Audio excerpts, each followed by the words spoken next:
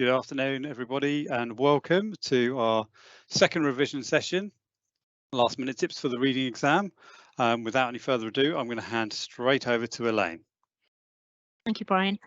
Okay, so this afternoon we're doing a session on, as Brian said, last minute tips for the reading exam.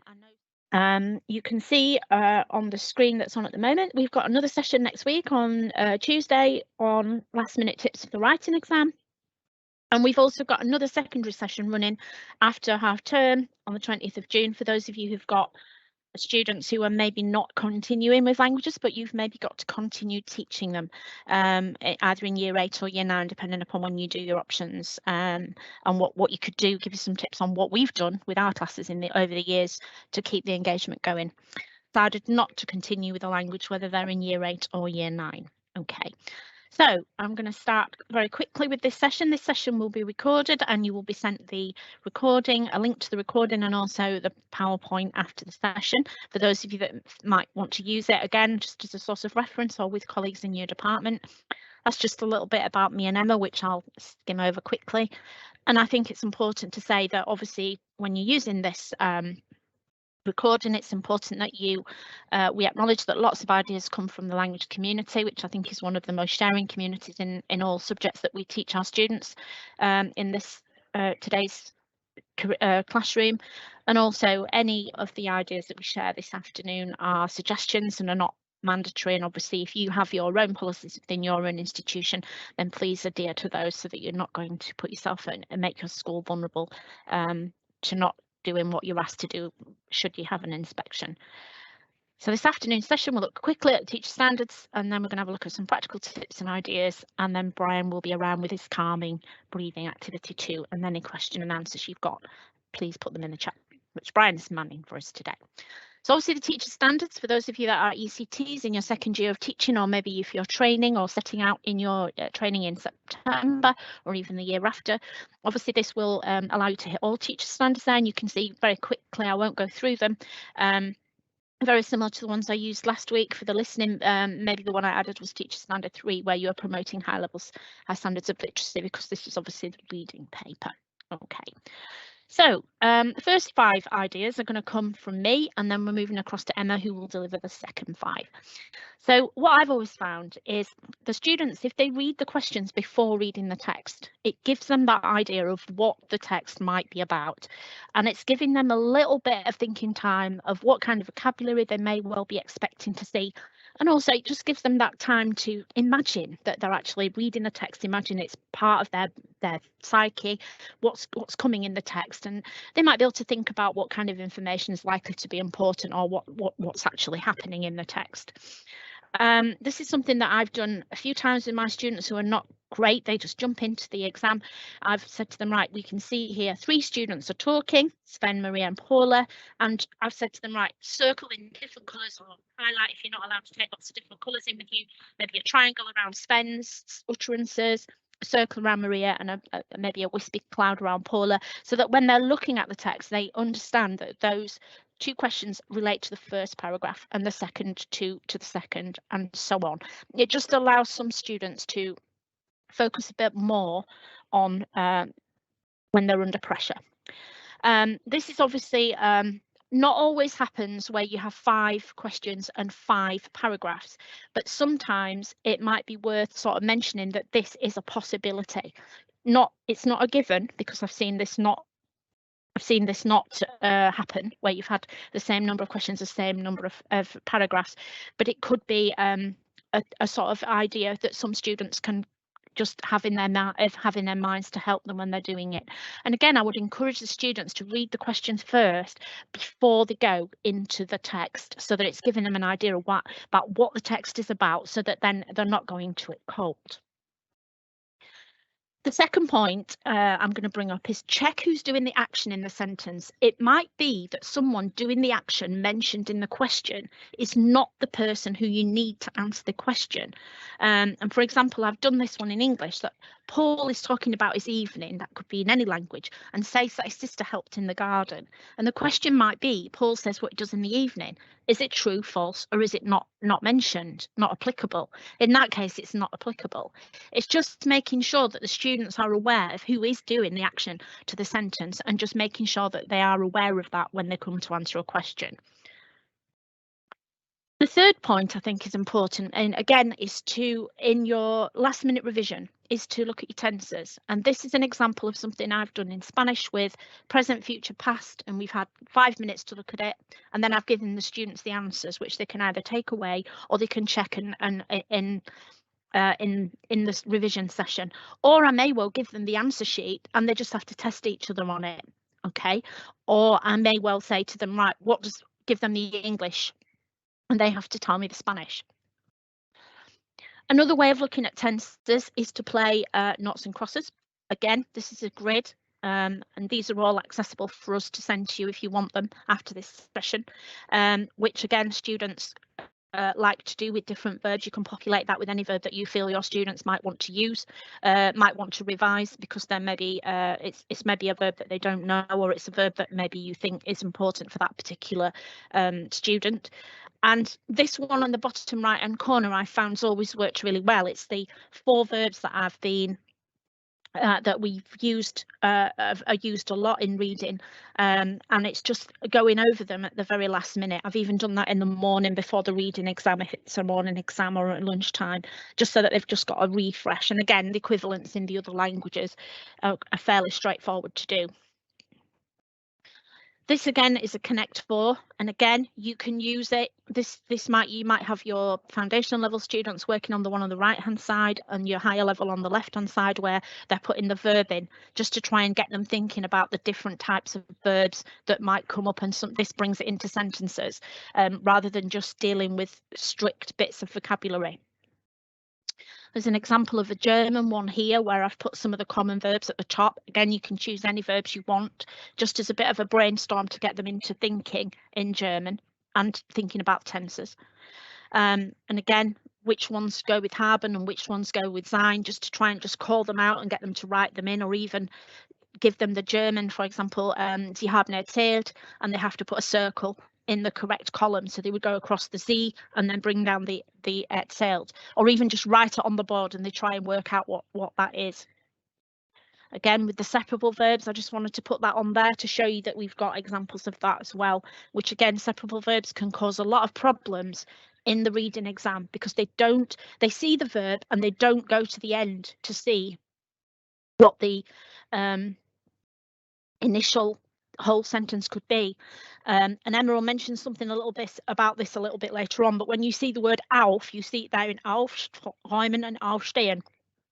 You can see that means up, okay, in the same way that ein is away and aus is out. So just kind of things like that are useful. The fourth thing, which is important, is looking at the little words.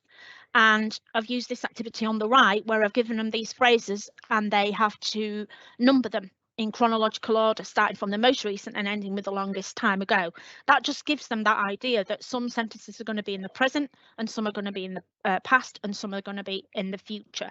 And then maybe even I've got them to give me a verb that might, an actual verb in the correct, that would fit with that phrase in the correct tense. Those of us that have been around long enough to know this current, as now it's called, legacy GCSE, will know right back in the early days in 2015 when it was originally brought in, that there were lots of little booklets sent out by, certainly from AQA. And this gives you the little words in French, in German, and in Spanish. And again, if you want these, I can send these out to you, because these are useful to know and to have, so that your students can use them at a very late stage in their revision for reading, because these little words can make such a difference to their comprehension of a text. And the last thing that I'm going to talk about is just general vocab. This is an example of a gap fill, which the one on the left, what I've done is I've thought, right, we've got verbs in here, we've got prepositions, and we've got definite articles. So what I've done is I've just obviously colour coded them so that when the students do this in the exam, they might have that opportunity again. If they're not allowed to have coloured pens, they can do it with little shapes, and it's just focusing them on whereabouts that might actually go. They can identify that it's going to have to be a verb, or it's going to have to be a preposition that fits in there, and they can narrow it down then to 3 or 4 or maybe 2 or maybe even just 1. What I've done very often in a session just before the exam is I've played Caramba. Caramba is the one with the lollipop sticks, and the way this works is you have lollipop sticks, and what you do is you put the English on one side and the target language on the other, and some of the sticks have got Caramba on them. Chuck them all in a pot, play it in 3s or 4s, pull a stick out. If they can say what the language is on the other side, they win that. They actually keep that. That's my thing's gone off there. Apologies for that. Don't know what's going on there. I think I've just lost my. Just let me give that again. I've just lost my screen there. It's just dropped out. There we go. Okay, so you put the lollipop sticks back into. Sorry, Elaine, hold fire 2 seconds while I just make sure it's going live again. Okay, carry on. Sorry about that. Don't know what's happened there. I think I've had some Wi-Fi issues this afternoon. So put them into the pot and they pull them out, and if they can say the word, they keep it and they have another go. If they can't say the word, they put it back in the pot and it moves on to the next person. If they pull Caramba out, they have to put all the sticks that they've won back into the pot, and then it carries on. And the winner is the person with the most sticks. Balloons is a good idea as well, just a bit of fun, just getting them to blow them up and put the words on. All sorts of things. You could have a theme, you know. Pointless in the top right hand corner, and again I've got loads of games for that. It's just a bit of vocab there, just to give them that little bit of like just a little bit of different way of doing vocabulary in a fun way. The concept bands is something that I've used a few times, and I think if you've attended my training before, you'll have seen these. I'm just conscious of the time. I'll maybe have some students who are struggling with, I don't know, learning certain key verbs. They would have them on a concept band and put it on their wrist. That might be something that you use for a few days before the exam, just to get them, you know, just as a bit of a revision technique. But certainly t-shirts, which are in the bottom right hand corner here, I've used that quite a few times, where the students have just filled it with words just to try and revise words, and they've worn them right up until the in the morning of the exam, if the exam's been in the afternoon, or they've worn them the day before if your SLT are happy to do that. And then the other thing is the wallpaper at the top, where I've just got a load of lining paper. I've chucked it out on the floor. The kids have drawn all sorts of pictures on it, and I've called out a word and they've written it on, and if they didn't know it, they would write it on, and they would maybe take those home and learn them and just have them as their general vision the night before. And then I think the last thing from me, is the general vocab, which again, I think Emma will mention a little bit about this, but the vocab crunch. And again, I've got all this Spanish, German and French in vocab crunch. The questions one is always a popular one, where you can just you can do it in play pairs with it if you want to cut it up, or you can just have it where you fold it in half and you can test each other on that, and you can even have that in your laser pocket and walk around with it. It just gives you that little bit of help with vocabulary. Okay, so hopefully you found 1 or 2 of those that are useful. I'm now going to hand over to my colleague Emma, who's going to talk about the other 5. Okay, Emma, over to you. Thank you, Elaine. Hi, everyone. The first thing that I want to talk about is false friends. Actually, if you joined our session last week on the listening paper, we talked about synonyms and antonyms. That's another really good idea to prepare for the reading paper as well. So you can use these ideas for both listening and reading. One thing to mention today is false friends. We know they're often used by exam boards in text to kind of trip students up. So one thing you could do as a quick activity is you could do a sorting activity. So we've got some false friends there in the box on the right, and you could just ask students, either they could do it on paper, or if you've got a smart board, you could get them to drag and drop. Move the cognates into the first column, put any false friends in the Spanish second column, and then they can write the English meaning in as well. So that might be a way for them to revise those false friends. And we've got a French example as well. These can be sent out at the end after the webinar, so please don't worry about writing any of it down, because we can send it out to you. Another game It could be a quick idea either as a quick plenary or maybe in the morning before the exam is a wipeout game. So you've got 15 cognates and 15 false friends. Students have to choose the cognates and avoid the false friends. So if I get Elaine to click on activo, for example, that's a cognate. There we go. So it's absolutely fine. You just get a big tick. If we tick, or if we click on éxito now, which we know is one that trips students up because it looks like exit, but actually it means success. They've got a wipeout symbol there as well, so they have to avoid the wipeouts and just get the cognate. So you could have a go at playing that if you wanted to. And again, we've got a French example there too. Another fantastic bit of information from Elaine is these have been sent out, or they were sent out a few years ago by AQA. So obviously it doesn't mean these ones are definitely going to appear or these are the only ones that will appear, but we know that these false friends have been kind of listed by the exam board, so it's probably worth looking at the list for French and Spanish there to just check your students are aware of those false friends. If you are a subscriber to LanguageNut, again, one of the things you can use is custom content. So you could create your own false friend list or use the list that Elaine has put on the PowerPoint. Just copy and paste it into the custom content, and that's another way of getting your students to practice there as well. The next thing to talk about is how to get students to recognise unfamiliar words, or at least to give them a bit of confidence that they will encounter unknown vocabulary, and kind of give them tips on how to work around it. Sometimes we get students who panic when they get to an unknown word. So these are kind of some strategies to help those students. So first of all, you could show them some prefixes or suffixes, get students to brainstorm which of those they've seen in words before, and then see if they can work out the words, the unfamiliar words in the box on the right. So for example, we've got de antemano. Students might recognise mano as hand, and they can see ante is before. So this phrase means beforehand. So giving students those tips that even if they don't know the word, there are little clues that can help them kind of work it out or at least read around it. Again, with suffixes as well, you could show students some of these, just get them to think about the part of the word that they do know. So they might not know panadero, but they will recognise the word pan. So just get them to break down the word and think about parts of it that they have seen before or they do recognise. Again, you could look at word families as well. If we take the one on the bottom left, so you can see it says calor, which probably for hot students will recognise from one of their weather phrases, and just give them just some tips on how they can work out any other related words. So for example, we've got calentamiento global, so global warming. Global, obviously that's cognate, and also with the topic as well of the environment, they might be able to work out that that's global warming.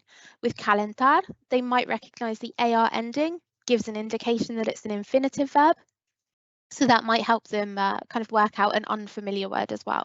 So just trying to help them see that if they encounter an unfamiliar word, there are ways of kind of working it out. Another one is making inferences. So I remember this question, I think it was probably back in 2017, something like this. There was a literary text and there was a question that asked what the weather was like. Students were looking out for it was sunny, it was cold, it was hot, nothing like that appeared in the text. But what it did say is when I went out yesterday, I had to wear a coat, hat and gloves. So just reminding students that they might not see a particular word or a particular set of vocab, there might be clues to what would give them the answer. So weather's a really good one. You can see there's examples there like I had to go home because I'd forgotten my umbrella. That would give a clue that it was raining. Even if you did kind of these in English, that really helps students develop that skill. Again, the one on the bottom about what subject they study, that's been in one of the exams. So that top one, you're looking for what subject they study. Students can't see any of the subject vocab that they know, but they can see fechas, which is dates, and pasado for past. So they could kind of infer that the subject talked about was history. So that's something you could practice with your students as well. Thinking about the translation from target language into English, one thing I find really helpful is to give students numbered steps on how to tackle a task like this. So they know the first thing they have to do is to scan the text to see what it's about, and then they can move through the steps. That's a way that they can we can support them in the exam, is by giving them those steps. So the first thing, scan it to see what it's about. Focus on what you know first of all, so what you know or any cognates you can see. Fill in any gaps with what would make sense, and then proofread it to check that it sounds right in English. So we've got un gato negro, a cat black. We would need to kind of reform that sentence so it sounded correct in English. You might want to do this all together as a class. It helps to colour code it as well, because it kind of draws students' attention to what they do know rather than what they don't know.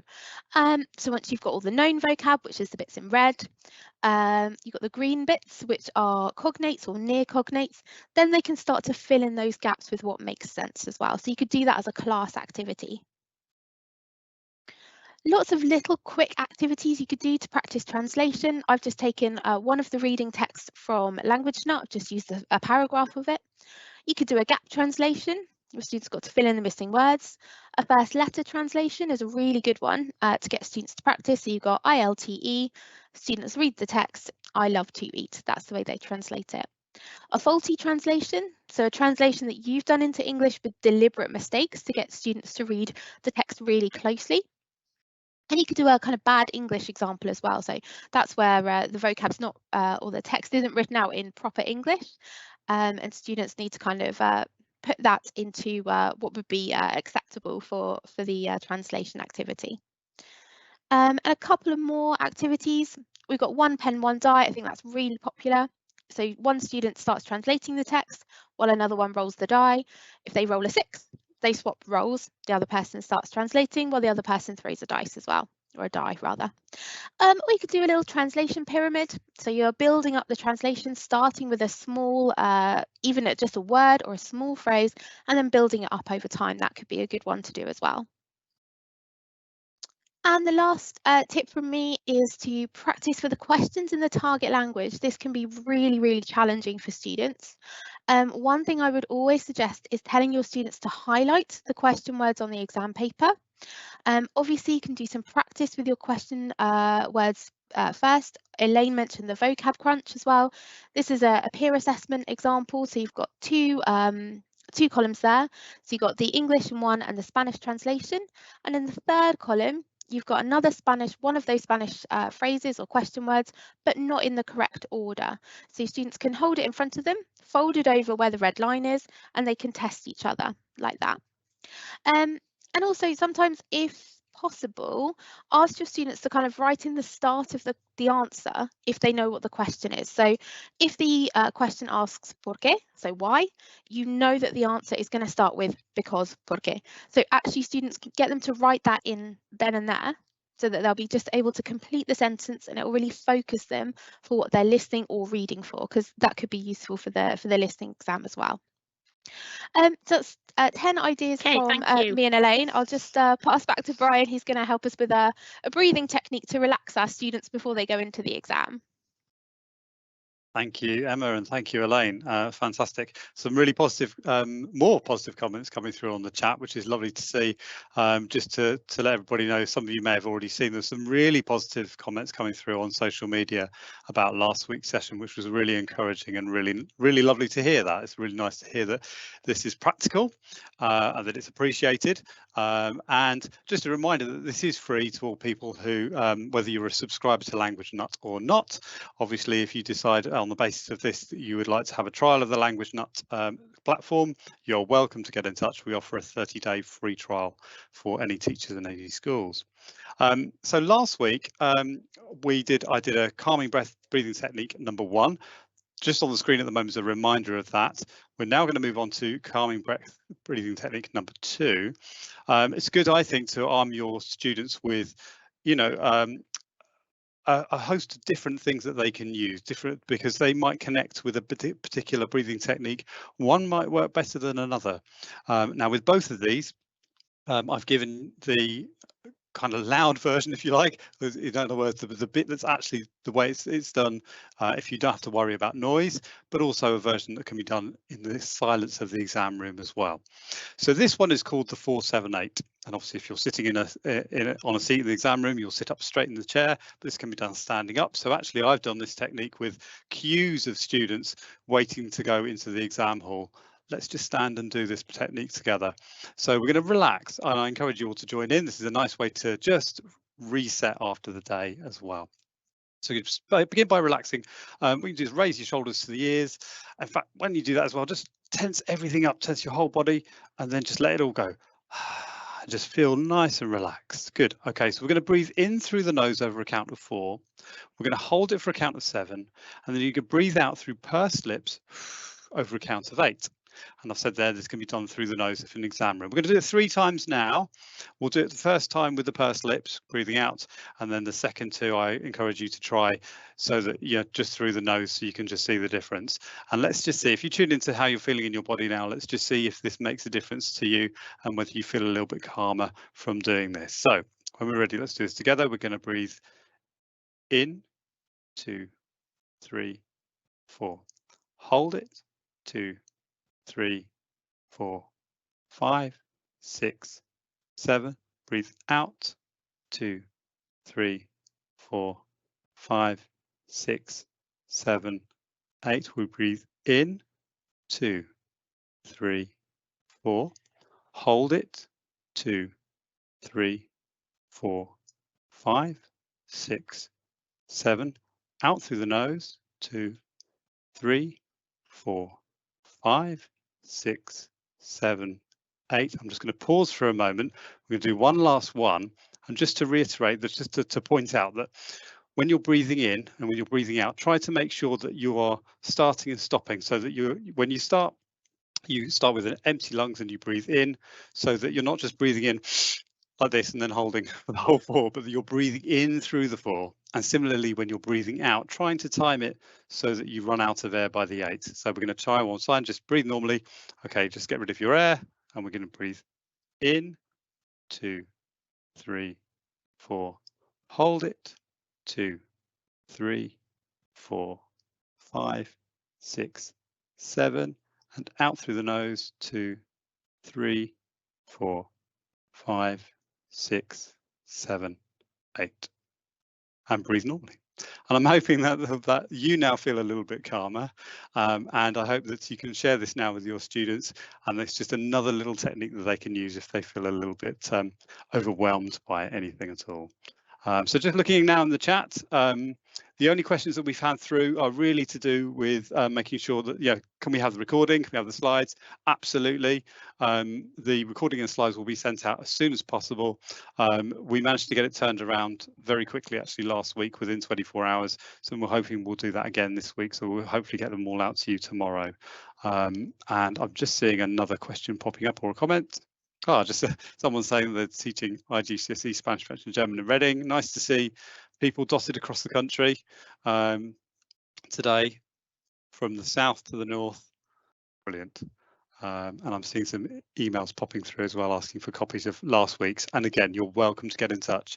Do pop me an email if you want a copy, or any of us an email if you want a copy from last week. So just publishing comments as we go. And we'll just see if anybody else comes in with questions. As a lovely thank you. Thank you very much. Always appreciated. If you have any comments, again, we used a couple of comments from last week. All the comments there were a couple of really kind comments that came through that we actually then used and published when we were promoting today. So if you've got anything to say that's kind, please do put it through. That's really helpful. Put it in the chat, or if you're emailing us for any further information, just pop it in there. Equally, if you've done one of your sessions and you've been delighted at how well something's worked, shout about it. Please do. Let us know by email. Maybe pop it on Twitter.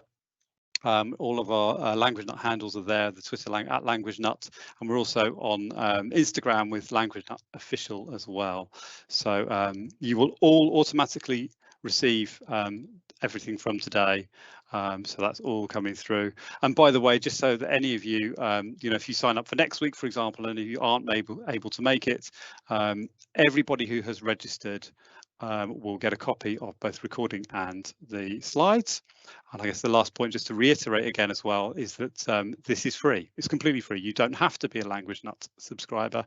So please feel free to share this with anybody else who you see that. And do you know what? I've just seen there are French from Stedingham, West Sussex. I'm just going to give a big shout out to them because they're only about 6 miles away from us here in Brighton. So and there's quite a few of you who are actually a bit closer to Elaine, who's up in Leeds as well. So really nice to see. Good.